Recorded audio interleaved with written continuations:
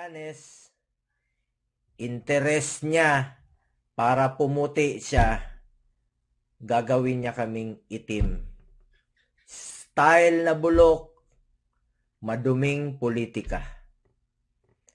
Trillanes, huwag ka na magpaligoy-ligoy pa. Kung tingin mo may korupsyon na nangyari, kasuhan mo na para mapanagot. May proseso at hukuman na makapagpapatunay ng mga yan. Huwag mo na daanin sa estilo mong bulok. Dahil sa mga paninirang imbento ni Trillanes, naging senador ako. Papunta na tayo sa eleksyon at sa mga paninira niyang ito ngayon, ano naman kaya ang susunod na mangyayari?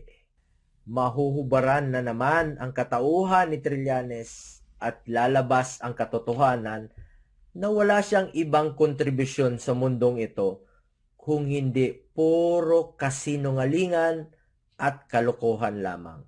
Sinabi ko naman, di ako interesadong tumakbo. Senador pa ako hanggang 2025.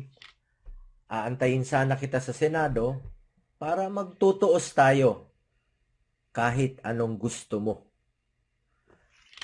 Ang tanong, kung mananalo ka pa, pero dinadamay mo na naman ako dahil palapit na ang eleksyon, tulad ng ginawa mo noong 2018, puro imbento at paninira, kita mo, naging senador ako.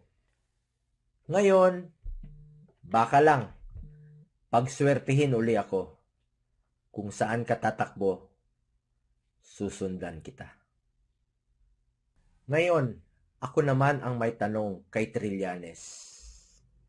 Si Trillanes, na Mr. Fake News at walang delikadesa, pinagbawalan mo ba noon ang iyong nanay at tatay habang sundalo ka noong pumasok sila bilang supplier sa Navy? Nasaan ang delikadesa mo doon?